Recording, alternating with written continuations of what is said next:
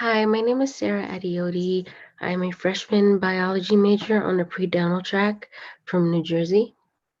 Hi, everybody. My name is Jayla Davis. I'm a second-year psychology pre-med major from South Carolina. Hello, I am Kelly Pryor, a first-year biology major from Chesapeake, Virginia. Hello, my name is Hannah Wyatt. I'm a first-year biology major on the cellular and molecular track from the DMV. Our presentation is Birds of Prey, the migration of northeastern hawks. Our research question is, how does the migration of coastal hawks at Lighthouse Point shift during different weather? Our group predicted that there would be an abundance of species present in migration during times of fair weather, which includes sunny, no precipitation, and lack of cloudiness. And then that would be a lack of birds present during inclement weather, including cloudiness, precipitation, and windiness. Birds of prey are carnivores that rely on other animals as a source of food. Their long talons, hooked beaks, and keen eyesight make them distinct from other birds and make them suitable to hunt prey. Birds must choose the most opportune time to migrate, dependent on weather conditions, in order to adapt to the changing prey available to them. So in our methods, we studied data covering the counts of 20 different species from August to November of 2020. And our data that was studied came from hawkcount.org. In our first figure, you can see a monthly comparison of species for fall 2020 at Lighthouse Point, which is in New Haven, Connecticut. Our second figure shows birds of prey ordered from most seen to last seen throughout the entire fall season.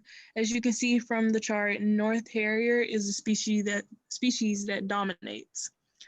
Our table shows all elements of diversity listed in the headers, including abundance, richness, and evenness.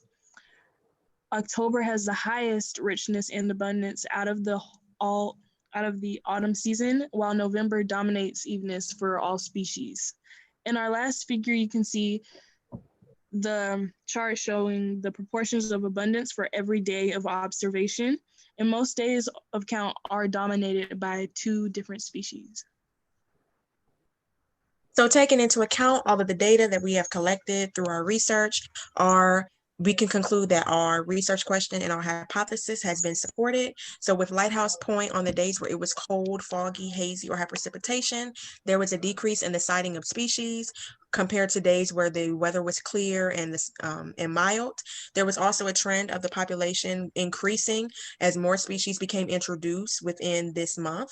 And the important takeaway from this is that when the abundance was at its peak during certain temperatures throughout the day, and as the weather was clear and mild, the species steadily progressed in richness. In the first table, you can see October had the most abundance and the most richness. This is because during the month of October, there was the most clear weather with very little precipitation and the weather was mild. And in figure 2 right below, you can see in the stacked bar chart between days 40 and 50 had the most variance of species seen between those days. That was also in the month of October because the weather was mild and the skies were clear.